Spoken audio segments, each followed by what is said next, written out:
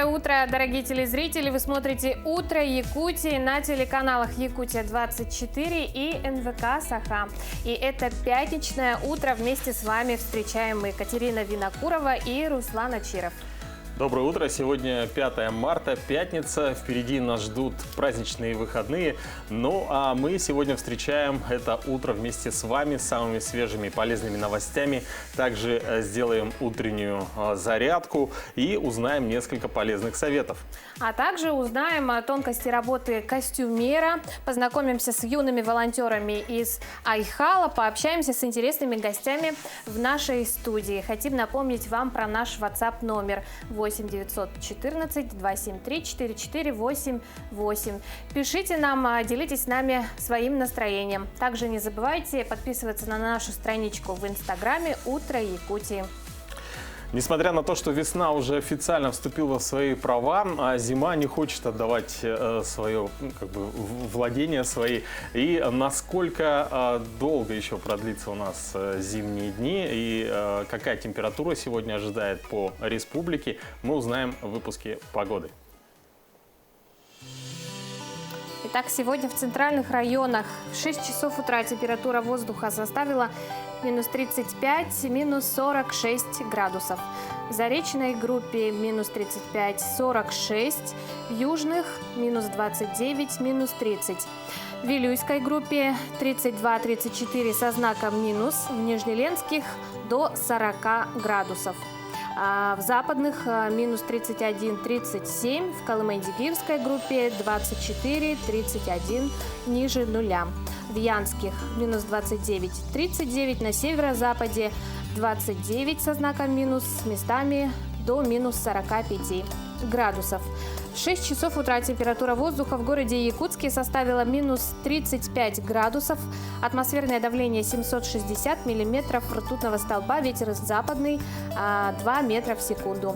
Сегодня днем преимущественно без осадков, ветер северо-западный 2,7 метров в секунду.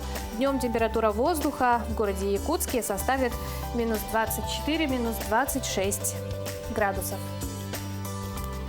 Вот, у нас такая вот минусовая температура пока, ну а в это время на Багамских островах девушка нашла титановый шар. Причем не простой шар, а на нем были надписи на русском языке. Он был наполовину закопан в песок. К нашему эфиру присоединяется новостной обозреватель канала Якутия-24 Сергей Михедов. Он уже у нас в студии. Сергей, доброе утро. Доброе утро. Утро доброе, коллеги. Откуда появился этот загадочный шар на Багамах? Изучив находку, эксперты пришли к выводу, что таинственный шар, скорее всего, является частью разгонного блока космического аппарата. В интервью они объяснили, что это часть российской ракеты, которая выпускает спутники в космос. Доброе утро, Якутия. Продолжаем эфир блоком новостей.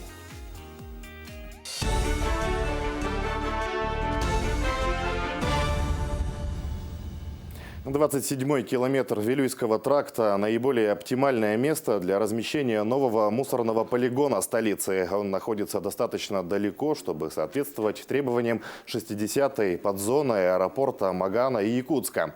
По другим местам получено отрицательное заключение экспертной комиссии. Об этом сообщили накануне во время публичных слушаний по оценке воздействия мусорного полигона на окружающую среду. Технология, которая будет использоваться на месте, широко применяется по всей России и практически не имеет отрицательного воздействия на природу. Главное отличие такого способа избавиться от мусора – это его захоронение не под землей, а над ней.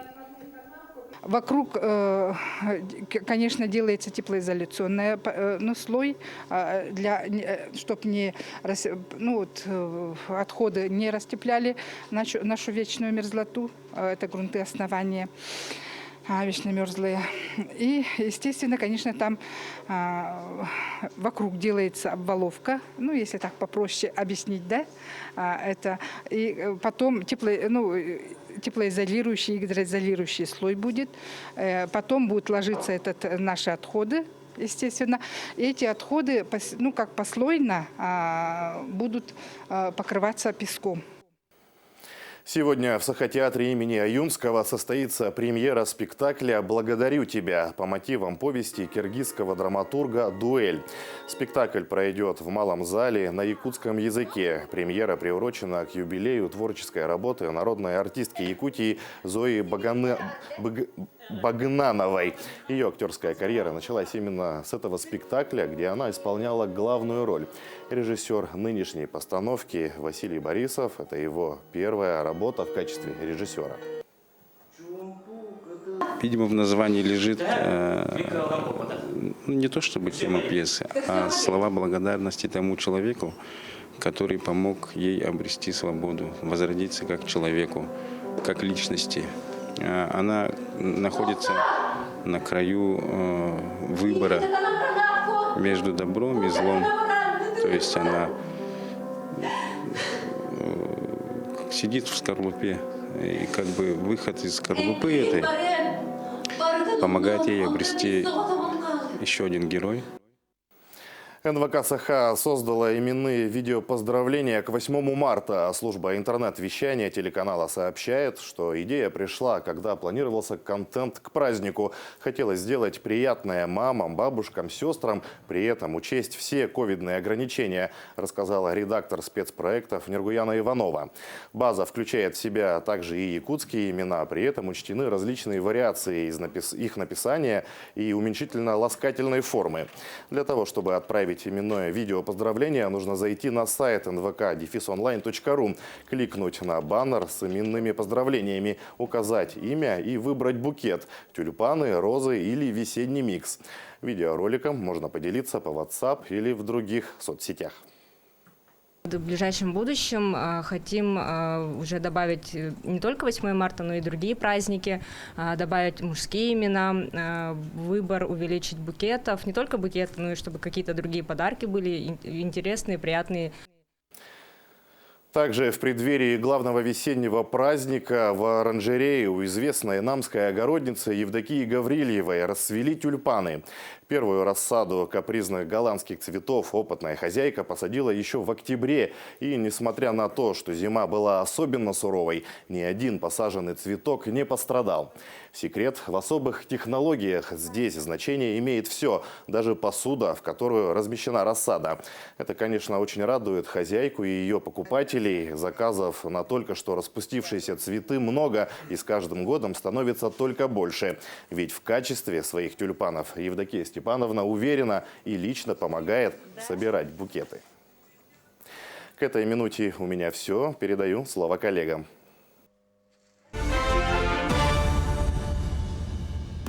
Спасибо, Сергей. Мы продолжаем наш утренний эфир на каналах Якутия-24 и НВК «Саха». В преддверии Международного женского дня мы предлагаем нашим телезрительницам прямо сейчас открыть Инстаграм и подписаться на наш аккаунт «Утро Якутии». Он сейчас находится на ваших экранах. Ну а мы с Катериной сейчас вам расскажем о нашем конкурсе, который мы объявляем.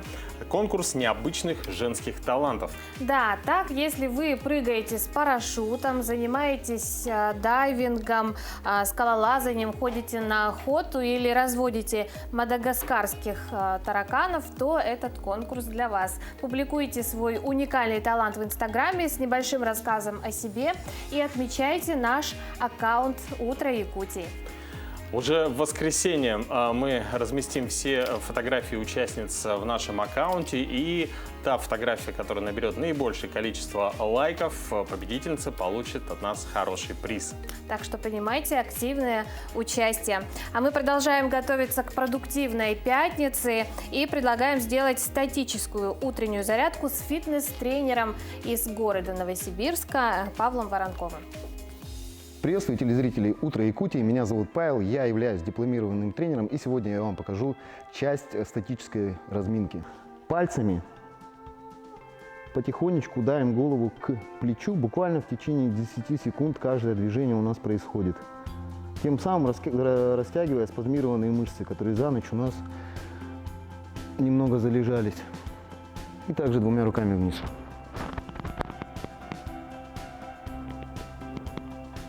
Бицепс предплечья. Обязательно выпрямляем руку. Тянем за пальцы, но не сильно, в течение 10 секунд, и локоть у нас выпрямлен. Локоть у нас смотрит вниз. Первая рука и вторая рука.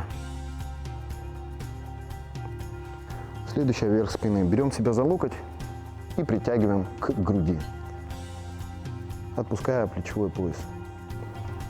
От 10 до 30 секунд хватает для растяжки. В зависимости от того, какой вы работой занимаетесь. Либо офисный, либо все-таки активный образ жизни у вас. Также грудные мышцы. Берем себя в замок, выворачиваем руки и тянемся. Тянемся не наверх, а назад. Дальше после грудных мы тянем мышцы, которые проходят у нас вдоль позвоночника, длиннейшие и остистые. Также ягодичные и бицепс бедра. Для этого мы наклоняемся вперед, ноги на ширине плеч и круглим спину, полностью расслабляясь на 10 секунд. Также опускаем голову, никогда не держим ее в таком положении. Расслабляем полностью. Так как не у всех хватает координации, следующее растяжение мышечной группы мы сделаем у стенки. Это у нас квадрицепс и бицепс бедра. Для этого берем себя за носок и тянем его к ягодице, упираясь в стенку. При этом опорная нога у нас прямая. Наклоняемся вперед, спина прямая. И другую точно так же. Обязательно берем себя за край носка. Также в конце у нас остались икроножные мышцы. Икроножные мышцы мы упираем стопу в стену и также прямой ногой делаем наклон вперед. У нас растягиваются икроножные и бицепс бедра. Особого упора делать не надо. Для чего нужна статическая растяжка? Каждая мышца крепится к кости. Если мышца спазмирована долгое время, она может позвоночное тело немного сместить. Все, с вами был Павел, дипломированный тренер для Утро Якутии. Ну что, друзья, я думаю, вы хорошо растянулись и готовы продолжать получать хорошую, интересную, полезную информацию вместе с нами на Утро Якутии. Ну а впереди у нас рубрика «Даты и события», о том, какими историческими фактами известен день 5 марта. Узнаем прямо сейчас.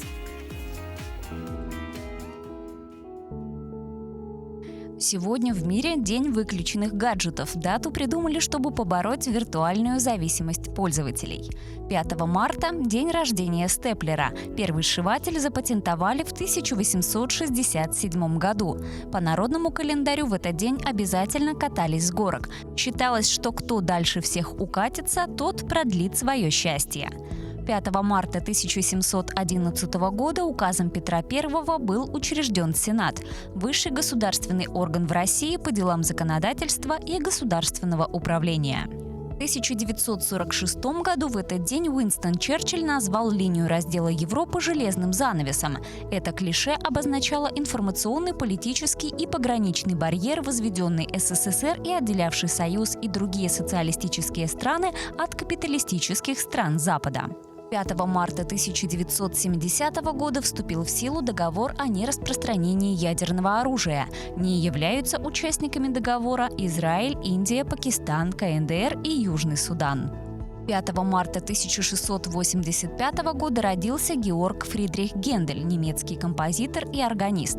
В 1871 году на свет появилась Роза Люксембург, немецкая революционерка, деятель европейского коммунистического движения. 5 марта 1961 года родилась Елена Яковлева, советская и российская актриса театра и кино, народная артистка России. В Якутии сегодня День народного мастера. Также 5 марта отмечают 50 лет со дня организации акционерного общества «Якут-Агропромпроект». Именины в этот день празднуют Антон, Афанасий, Варлаам, Василий, Давид, Денис, Иван, Игнатий, Корнилий, Лев, Леонтий, Лука, Николай, Пахом, Сава, Самсон, Сергей, Тихон, Федор, Филипп, Фома и Ярослав. Доброе утро. Руслан, как ты думаешь, что общего между пионерами и волонтерами? Ну, на ум сразу приходит Тимур и его команда. Следовательно, их объединяют добрые дела. Ну и, конечно, сейчас мы предлагаем вам познакомиться в сюжете из города Айхала с организацией юных волонтеров. Не забудь указать хэштег «Волонтеры ЦДО Надежда». Вика Утешова выкладывает пост в Инстаграм. Подобрала несколько фото, придумала короткий текст, и вот они, первые лайки. В посте волонтер рассказала об онлайн-квесте. Его участниками стали добровольцы юности Якутии. Страничку в Инстаграм общественная организация завела на днях, в свой 11-й день рождения. Очень давно хотели создать эту страничку, потому что Инстаграм это сейчас очень популярно. И мы стараемся каждую неделю выкладывать новый пост, рассказывать о том, какие мероприятия мы проводили и провели в этом году и проводим на данный момент.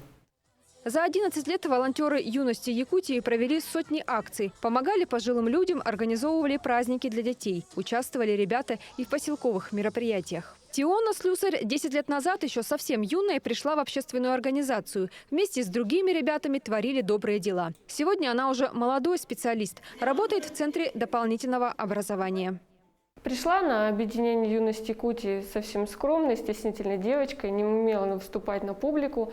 Сейчас же являюсь непосредственно руководителем объединения юности Якутии, что считаю своей большой гордостью. Ну как вам идея? Ставим лайки. В 2020 году волонтеры юности Якутии встречались онлайн, научились в Зуме проводить флешмобы, участвовали в челленджах, присоединялись к различным акциям. Занимали волонтеры и призовые места на заочных творческих конкурсах. Сложновато было первый, наверное, может, месяц-два мне и детям перестроиться, так как сборов у нас таких уже и живого общения с детьми не было, подготовки. Приходилось именно на платформе Zoom, в WhatsApp отрабатывать, репетировать, видео присылали ребята. Сегодня общественная организация «Юность Якутии» – это 36 волонтеров, ученики айхальских школ. В день рождения добровольцы получили десятки поздравлений. Видеооткрытки слали с разных регионов. Мы поздравляем и, конечно же, желаем море позитива, много счастливых моментов и, конечно же, классных проектов. За 11 лет в общественной организации сменилось несколько составов волонтеров. Ребята взрослели и уезжали на материк. Многие продолжили творить добрые дела и дальше. Другим опыт общественной деятельности помог освоить интересные профессии. Среди выпускников юности Якутии – стюардессы, переводчики, юристы. Оксана Мизинцева, Дмитрий Храмкин, телеканал «Алмазный край».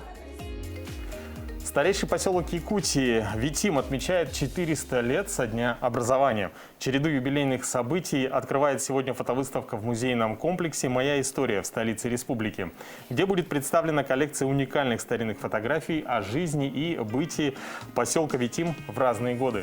Многие из работ фотовыставки были по крупицам собраны краеведом Ленского района Михаилом Амузинским. И сегодня он гость нашей студии. Михаил Павлович, доброе утро. Доброе утро. Доброе утро. Фотовыставка называется «Один день из жизни Витима». Расскажите, как долго она собиралась? 1 век. 1 век из жизни Витима. Но она собиралась... Вначале это был обыкновенный семейный альбом, который есть в каждой семье. Фотографии из года в год накапливались, хранились, просматривались. А примерно в середине 90-х годов, когда появился компьютер, когда я сделал первые попытки рассказать о жителях Витима, о Витиме, пришла необходимость уже, возможность и необходимость систематизации этих фотографий. Какие-то чисто семейные, какие-то студенческие. Со стороны было много фотографий от знакомых. Ну и пользуясь тем, что в университете нас учили, все должно быть с автором. Вот я этого в первую очередь добиваюсь, чтобы каждая фотография имела автора. Потому что интернет сейчас дает очень много возможностей, но без определенного места жительства, так сказать. И вот в этой связи получилось, что было много фотографий древних, а неизвестно откуда. Понятно, что школьник, он их у себя поместил, он же их не снял. И поэтому вот семейные фотографии в конечном итоге распределились, систематизировались и отрисовались некоторые очень интересные моменты, как Витим жил, изменился. Ну и потом вот возникла идея создания этой выставки, и все это пригодилось. Замечательно. Михаил Павлович, ну вот сейчас на экране видим, что большое количество фотографий. А вы можете отметить какие-то уникальные фотографии, которые представлены на выставке? Ну, в первую очередь это фотографии те, что нам пришли из 19 века и начала 20 века. Это вообще уникальные фотографии, потому что они сохранили уголок купеческого Витима в первозданности. То есть откуда мы ушли, откуда мы пришли. Это, во-первых. Во-вторых, вот в этой связи Витим должен низкий человеческий поклон Ленскому краеведческому музею сделать за то, что они эти фотографии нашли, откуда они, кто их фотографировал, в каких условиях, ну, в каких экспедициях имеется в виду. То есть сделали их адресными, обработали их, потому что они, многие были в таком, ну, тяжелом положении. Обработали, они стали очень красивы теперь, и сколько бы их не всматриваешься, в них каждый раз находится что-то новое, необычное, неизведанное. Поэтому вот Елена Сергеевна Платонова, она как раз вот весной прошлого года начала эту работу. Пришлет фотографии, это Витим? Да, это Витим. Пришлет фотографию, это Витим? Нет, это не Витим. Потом, что это за Витим, как это Витим, как он сейчас выглядит. И вот сейчас фотографии, что представлены на выставке, они каждая, я понял, с паспортом.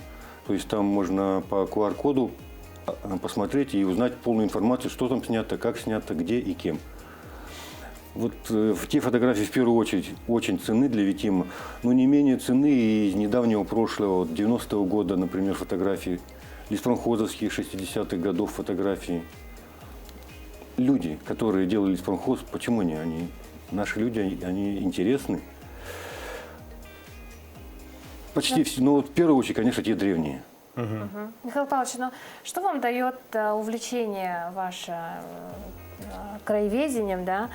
На что, может быть, идет, на что вы можете пойти ради сбора, да, каких-то фотографий? Может быть, с какими-то фотографиями связана какая-то необычная история? Ну, история, вот, например, на фотографии есть дом на улице Боровая. Обыкновенный жилой дом, но он просто как ретранслятор несет купеческий Витим. Он построен гораздо позже, не купцами, но он в тех канонах выстроен. Сам по себе очень крепкий, красивый. Забор, ограда, ворота крытые, мощные ворота, все кованое, такое, ну, купеческое. И забор у него вот такими штырями забран. У нас же село Разбой, как-никак, лихие люди. Вот она этим уникальна. Сам дом музейный экспонат. И даже его просто на него налюбоваться невозможно. Потому что вот для меня лично, ну, просто интересно. Всплывают некоторые такие моменты из истории. Вот, например, в 30-х годах Павел Березовский 36 мешков тугуна одной тонью поймал. Очень интересно. Из недавнего прошлого леспромхозовские дела, как это все развивалось. Например, 1912 год, 4-й пароход в нашем затоне Виска был собран. И вот накопление этой информации, оно позволяет, во-вторых, Витиму выстроить свою хронологию, свою родословную. Вот это главное, это цель и достижение вот этих всех работ. К чему должно быть все это привести? Скажите, вот наверняка коллекция также будет появляться, пополняться, и в фондах каких музеев еще могут храниться фотографии, связанные с историей Витима? Ну, здесь география абсолютно широкая. Вот буквально недавно в Ленский музей звонили из Ульяновска, что они одним нашим жителем 1920-х годов интересуются. Потому что его дед в Бородинском сражении участвовал. Что-то там такая история, я до конца не знаю. Но в связи с вот этими мероприятиями, так сказать, сеть информации разбросилась, и у людей проявился интерес. Вот когда 29 января произошло торжественное открытие года Витима в Ленске, информация разошлась, и соседка, ну вот через дом живем, она принесла свои фотографии, среди которых 78 год, проводы зимы, 3 богатыря, бороды, шлем, лошади. А сейчас Витим этим уже похвастаться не может. 40 лет назад это все было, а сейчас мы даже не можем. И поэтому основная часть не где-то там в тех архивах, а в семейных в первую очередь. В семейных, потому что люди, ну, воспринимают это как обыденность. Ну, лежит да лежит. А когда вот на нее посмотришь именно с той точки зрения, что вот уже этих богатырей нет на улицах Витима, и Иван Дурак не проезжает на печи, это совсем по-другому она воспринимается. И вот, к сожалению, она не попала в эту выставку, но зато она была опубликована Сахалайф. Есть такой, да, портал. Да. Вот они там мою статью небольшую про Витив напечатали, и эта фотография там есть. Очень хорошая. Михаил Павлович, спасибо вам за то, что пришли к нам этим утром. Мы приглашаем всех телезрителей посетить. Сегодня состоится открытие. Во сколько? Да, в 3 часа, 15 часов. В музейном комплексе «Россия. Моя история». Приглашаем прикоснуться к прекрасному, к истории. И продолжаем тему искусства и отправляемся в Национальный художественный музей. Будем знакомиться с творчеством Марии Рахлеевой и ее замечательной работой под названием «Качели».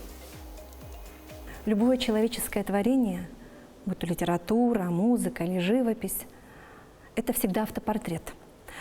Автопортрет художника Марии Афанасьевны Рахлеевой скромен, сдержан, философичен. Ее имя широко известно за пределами Якутии. Ее работы экспонировались во многих странах мира. Это большой мастер, который оставляет в своих работах размышления о сохранении традиции, свои добрые воспоминания. И каждый штрих, плавная линия рождает чувство умиротворения, светлой грусти. Она поэт, график, романтик, лирик.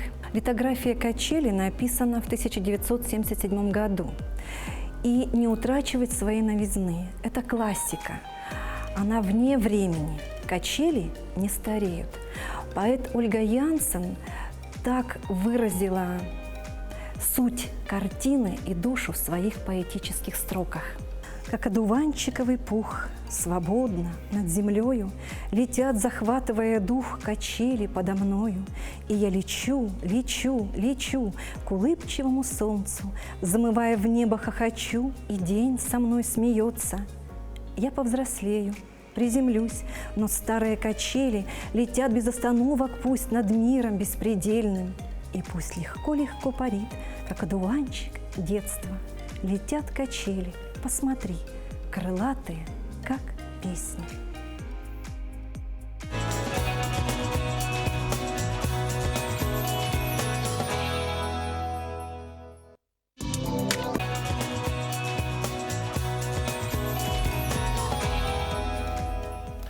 Доброе утро, дорогие телезрители каналов Якутия-24 и НВК «Саха». А наш новостной обозреватель Сергей Михедов снова в студии и готов ознакомить вас с самыми свежими новостями к этому часу.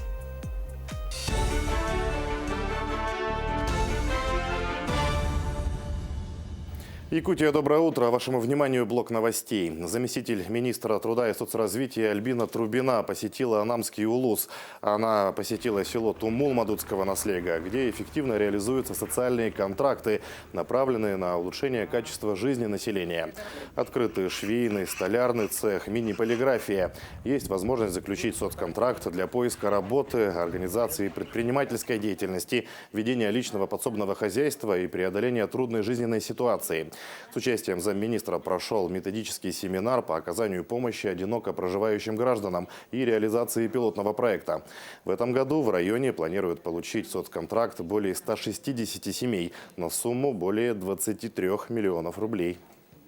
В настоящее время у нас финансирование было увеличено практически в 2 раза. На сегодня, общее финансирование с учетом федеральных средств составляет 607 миллионов рублей. Мы планируем охватить социальным контрактом в республике более 5000 граждан. И вот Намский район на сегодня является также пилотным по социальному сопровождению. Поэтому мы сегодня провели здесь методический семинар. Почти 3 десятка команд стали участниками районного отборочного этапа марафона «IT. Моя профессия» в Татинском районе. За 2 дня разработали прототип мобильного приложения или веб-сервиса и презентовали его перед жюри конкурса. Площадкой IT-марафона второй год является Центр образования цифрового и гуманитарного профилей «Точка роста» Этыкюэльской средней школы номер 1, созданной в рамках нацпроекта образования. Финансовую поддержку оказало Федеральное агентство по делам молодежи. И мы очень рады, что у детей прям есть сильный интерес. Сегодня у нас 28 команд участвует. А конкурс, цель задачи конкурса – это профессиональная профориентация молодежи, чтобы ребята попробовали себя, да, в роли IT-специалиста, да, и, возможно, в будущем выбрали будущую профессию. Иппотерапия может стать отличным вариантом для реабилитации детей с ограниченными возможностями здоровья, в частности, при лечении симптомов невроза, ДЦП, умственной отсталости и детского аутизма. Иппотерапия – это метод реабилитации посредством адаптивной верховой езды. Уникальность заключается в гармоничном сочетании телесно-ориентированных и когнитивных приемов воздействия на психику пациента. Лечебная верховая езда в целом оказывает биомеханическое воздействие на организм человека, укрепляя его. Например, она передает всаднику двигательные импульсы, аналогичные движениям человека при ходьбе. Сегодня в столице региона иппотерапия считается еще молодой и не такой распространенной методикой. Но, как говорят специалисты, услугами конных врачей начинают пользоваться все чаще. Первый раз, когда пришли в 2018 году, вот Кармишин Максим как раз с ним начал занятия. Костя дико испугался лошадь, все 40 минут просто орал. Он не мог на ней не то чтобы не сидеть, он даже лежать на ней не мог. То есть был страшнейший тонус в ручках, в ножках. А ходим мы только в летний период времени, только когда тепло. В 2019 году Костя уже более-менее уверенно, уже осознанно, что это лошадка, что вот уже ручки тянет, уже садился, вот как вот он вот сейчас, да, уже более-менее сидит. А в этом году уже и поводья вот уже держит в ручках. Вообще, конечно, и ножки расслабились, и ручки растянулись. Премьерные показы сразу 2 якутских фильмов пройдут на российской онлайн-платформе «Премьер» в марте. Премьера картины «Черный снег» режиссера Степана Бурнашова состоится 18 марта. Фильм получил гран-при кинофестиваля «Окно в Европу». А показ фильма «Пугало», который принес режиссеру Дмитрию Давыдову главный приз «Кинотавра», стартует 25 марта. К этой минуте у меня вся информация. Увидимся чуть позже.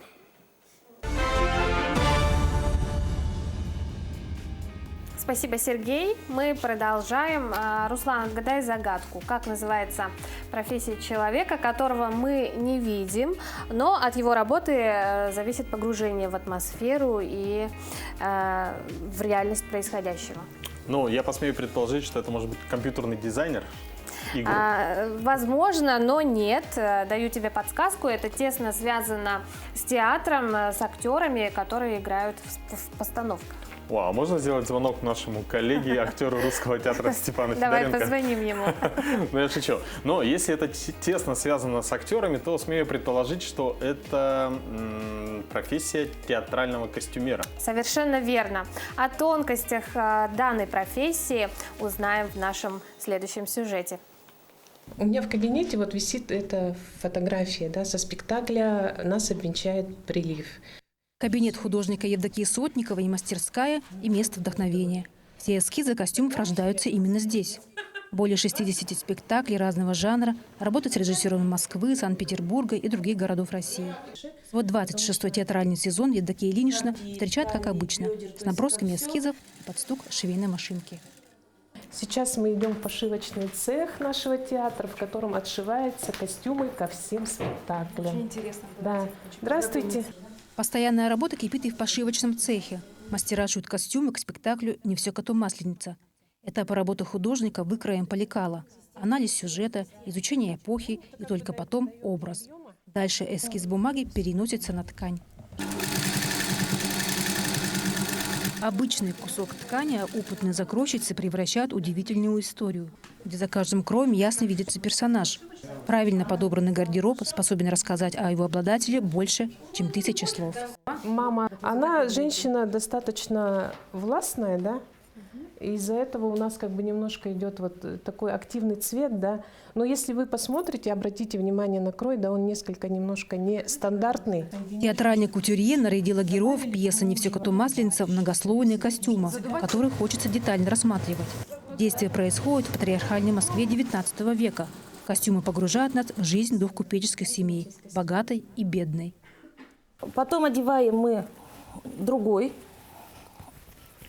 модельчику, сарафанчик, и у нас уже получается совершенно Другое платьишко, то есть другая сцена. Однако по ту сторону шва много нюансов. Передать аутентичность – непростая задача. Например, для гимнастерок офицерского состава мастера обязательно сверяются с таблицей лекал журнала военных годов.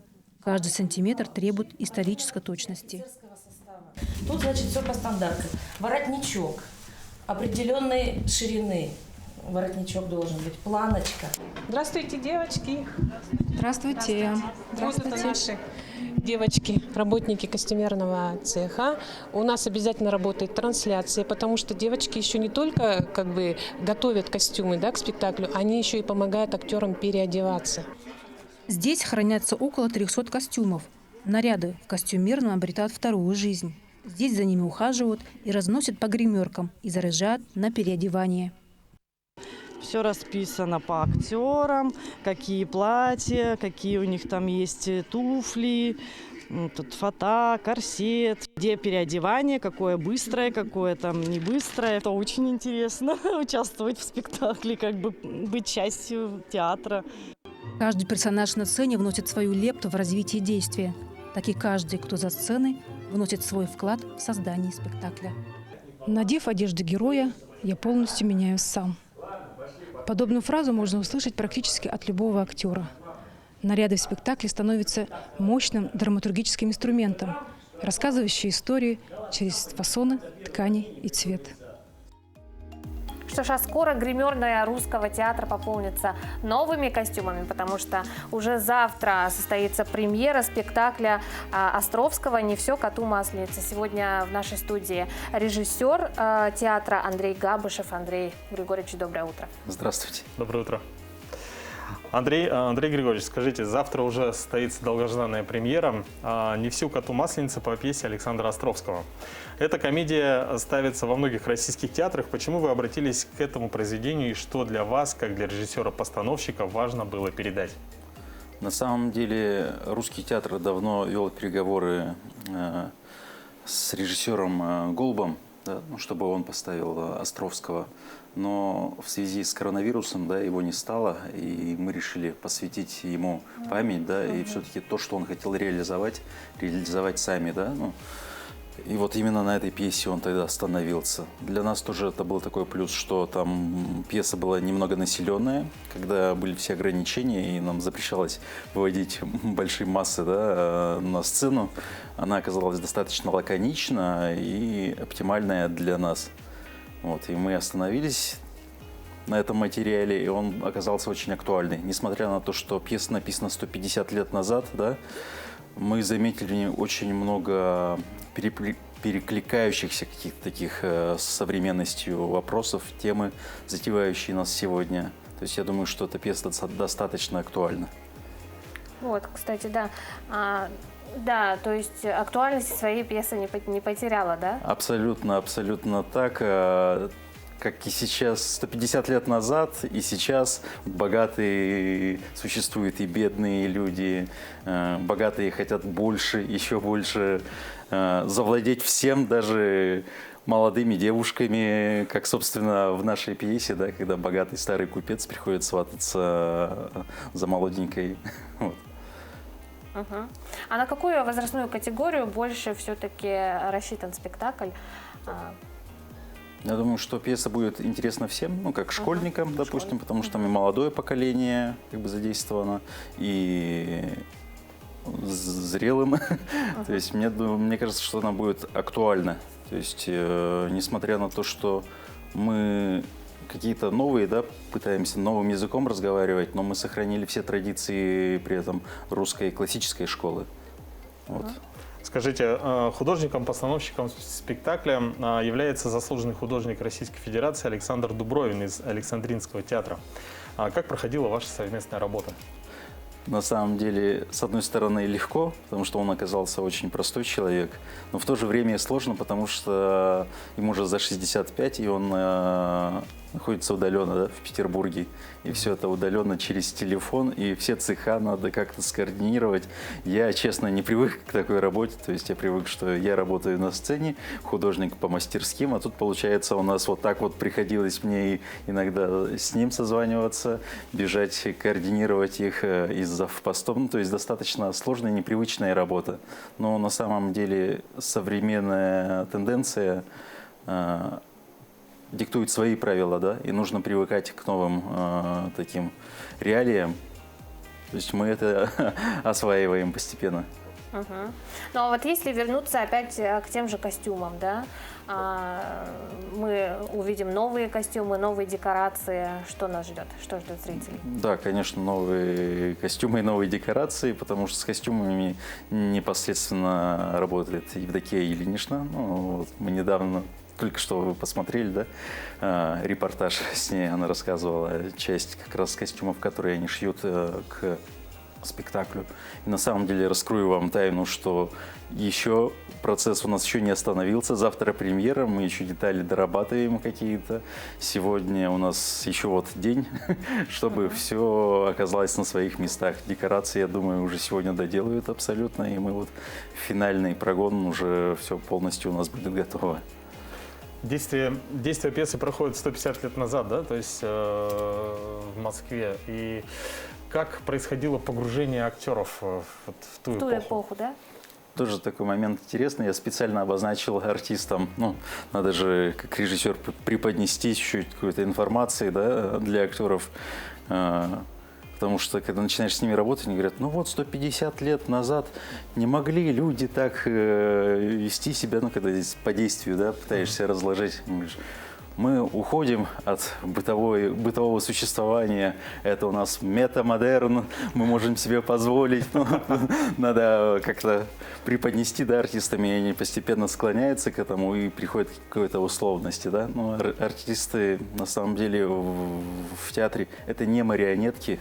Это соавторы спектакля, и я прислушиваюсь всегда к их мнению, они прислушиваются к моему. Именно вот в этом, когда мы друг друга слышим, получается вот этот тандем, какое-то творчество настоящее. Причем удивительно, да, ну вот по пьесе то, что, говорите, 150 лет назад, Островский и так далее. Между прочим, в пьесе в самой написано у него жанр как сцены из московской жизни, да, и в каждом театре их ставят по-разному. То есть где-то она ставится как чистая драма, где-то как чистая комедия, где-то мелодрама, где-то еще что-то. То есть везде она ставится по-разному. Вот мы решили, что у нас будет актуальна сейчас комедия, чтобы люди приходили в театр и отдыхали. Вот. Действительно. Спасибо, Андрей Григорьевич, за участие в нашем эфире. Приглашаем всех телезрителей завтра на премьеру «Не все коту Масленица» по пьесе Островского.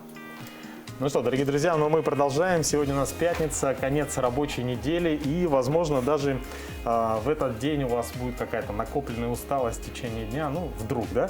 И, например, может быть, вы занервничаете сегодня. У нас есть небольшой для вас совет. Достаточно взять большой палец и на 3 секунды зажать его вот в эту область между носом и верхней губой. А после этого усталость, в принципе, снимает как рукой. Даже, кстати, как говорят специалисты, ну, кто уже проверял это, даже если нервная дрожь, то она тоже может уйти. А ты сам пробовал, да, Руслан? Ну, я вчера, вот когда писал сценарий, да, попробовал и, в принципе, где-то минут на 10 успокоился. Ну что ж, попробуйте, все равно, я думаю, ничего не теряете, кроме того, как 3 секунды своей жизни. Кстати, о времени, Руслан, как ты думаешь, когда изобретут телефоны, которые не нужно заряжать? Так, ну, я надеюсь, это будет в ближайшем времени. Мы освободимся от зарядных устройств. Ну, а пока мы предлагаем вам несколько полезных советов в нашей постоянной рубрике. Чтобы выжить людям сегодня, нужно всего 4 вещи. Еда, вода, воздух и зарядка для телефона. Ну и интернет, тогда 5.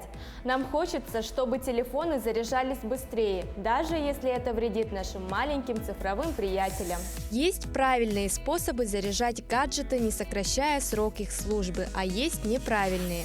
Избегайте сомнительных экспериментов, а лучше прислушайтесь к нашим. Выключите звук, чтобы батарея продержалась дольше. Вибрация вам тоже не товарищ, она тратит очень много заряда. Еще телефон заряжается быстрее, если перейти в авиарежим, ведь данная опция выключает все каналы связи. Телефон зарядится в разы быстрее, если подключить его к электрической розетке. Конечно, можно воспользоваться USB-проводом для зарядки через компьютер или автомобиль, но тогда ждать придется дольше. Пользуйтесь оригинальным зарядным устройством, оно идеально соответствует характеристикам вашего телефона. Берегите телефон от прямых солнечных лучей и от холода. Батарея быстрее истощается при экстремальных температурах. Телефону душно и жарко в чехле, поэтому лучше снять его на время подзарядки. Отслеживайте статус аккумулятора. Есть приложения как для Android, так и для iPhone, которые показывают, насколько износилась батарея и какова ее максимальная продуктивность. Также они напоминают, когда пора менять аккумулятор. Существует миф, что не стоит пользоваться телефоном во время зарядки. На самом деле проблемы возможны только из-за дефектного и неоригинального зарядного устройства. Если с адаптером все в порядке, то и с телефоном все будет хорошо. Просто не перегружайте гаджет, когда он заряжается, например, играя в игры. А вот сидеть в соцсетях, отвечать на электронные письма и смотреть видео можно без ограничений. Еще одно распространенное заблуждение утверждает, что закрытие фоновых приложений позволяет экономить энергию.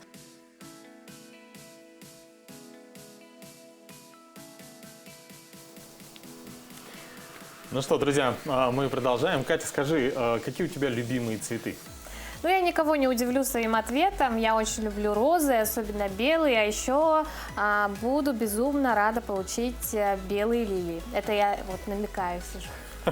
Ну, я думаю, что в ближайшие дни многим мужчинам предстоит сделать выбор, какие же все-таки выбрать цветы к 8 марта. Ну, многие даже, возможно, не справятся с волнением и так и ничего и не купят. Это будет плохо. Но у нас есть для вас замечательный ответ. Наш корреспондент Александр Хавренко подготовил для вас сюжет, как выбрать цветы к 8 марта. В ближайшие 3 дня большинство мужчин будут заняты одним общим делом – поиском подарков для своих дам. И, конечно же, праздник 8 марта невозможно представить без красивого яркого букета. Но даже опытные мужчины, попадая в цветочный магазин, теряются от разнообразия. Какие цветы выбрать? Как оформить букет? Решение этих вопросов лучше доверить профессионалам. В основном на 8 марта покупают тюльпаны разных цветов, розы, орхидеи, есть ромашковые, хризантемы, розы, красные либо розовые. При выборе тех или иных цветов можно оттолкнуться от их символизма во флористике. Желтые тюльпаны – цвет солнца, цвет богатства. Очень долго стоит вот этот цвет именно желтый. Хризантемы, там лилии – символ долголетия. А вот роза, говорят, королева цветов. С выбором цветов определились. Но как оформить букет? Целлофан, крафтовая бумага, корзинка или коробка? Какие сейчас тенденции модные в цветочном мире? В основном сейчас берут корейское оформление. Модно, да, вот взять хапка, да, вот красиво взять и без зелени, без даже оформления берут вот так вот лентой красиво заворачиваем и все. Теперь, имея определенные знания, пора применить их на практике.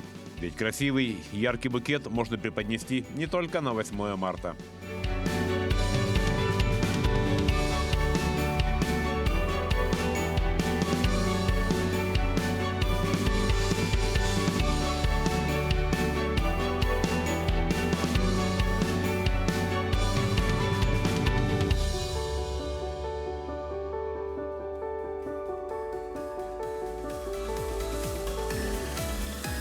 Доброе утро. К этому минуте рада зачитать сообщения, которые пришли на наш WhatsApp номер.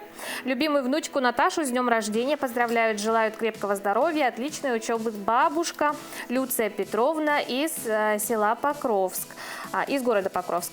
А также из поселка Хандыга нам пришло сообщение.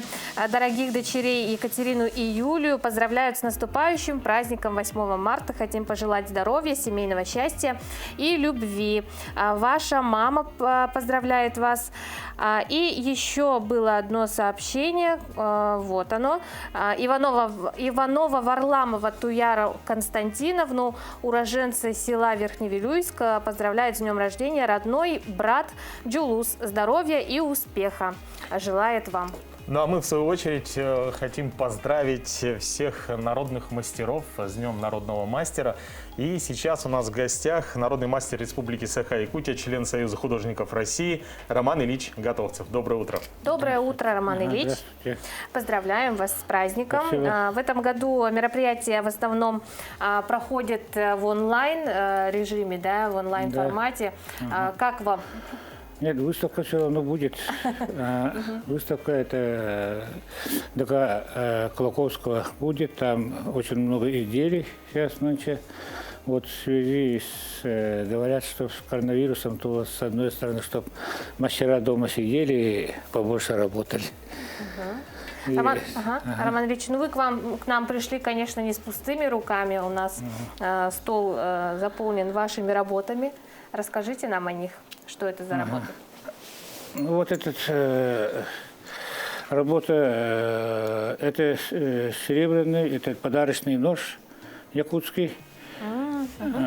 И золотой глухарь называется, вот это название ножа.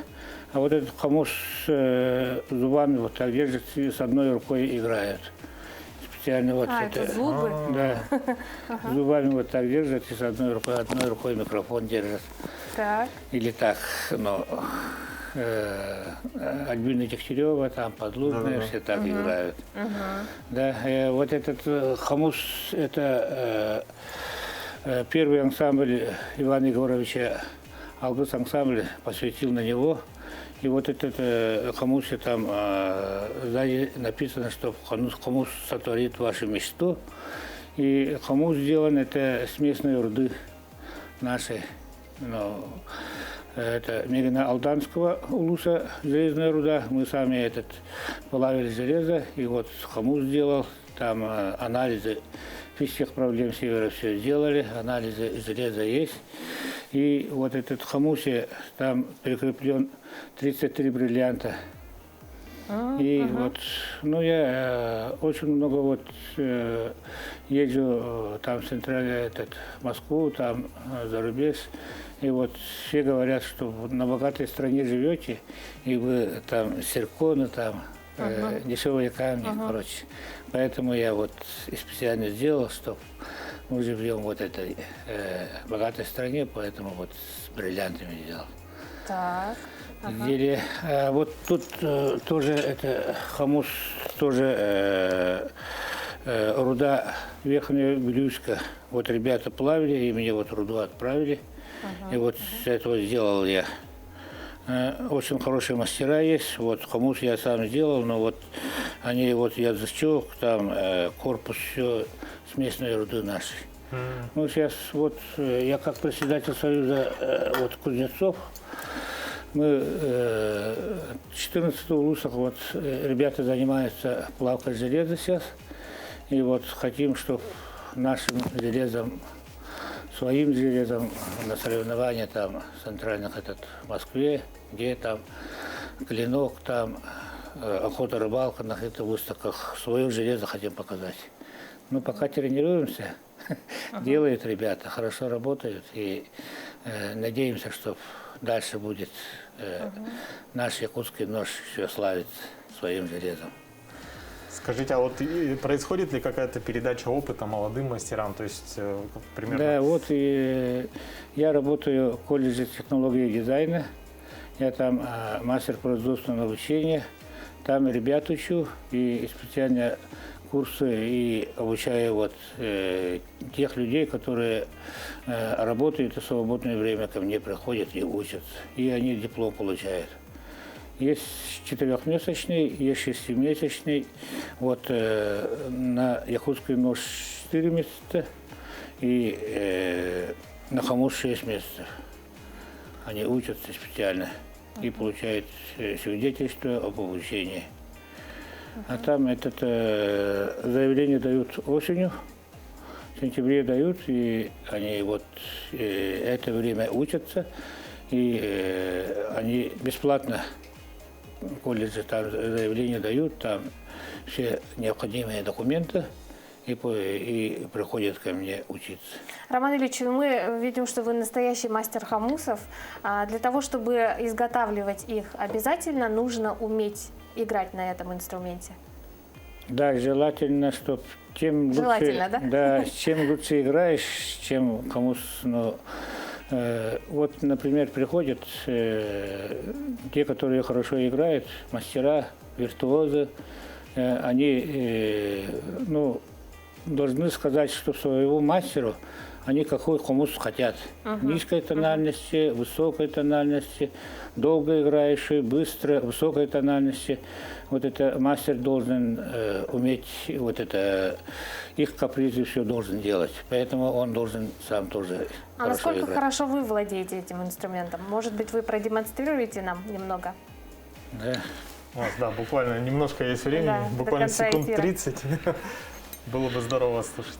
Ну вот этот хомус тоже я вот постоянно ношу. Тут тоже вот, тут 3 бриллианта, тут 2 бриллианта. Это специально, чтобы в центр ходить. Так. Ну, на выставку ходить, чтобы я горжусь, что в такой Якутии живу, поэтому... Давайте услышим волшебные звуки хомуса.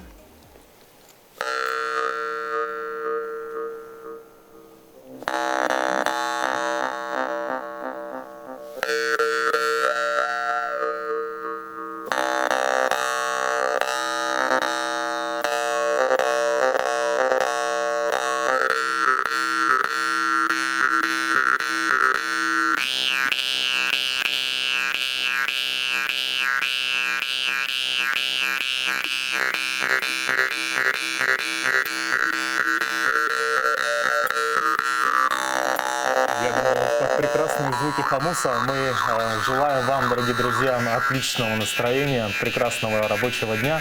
Поздравляем всех народных мастеров с праздником, а также всех женщин и девушек с наступающим женским днем.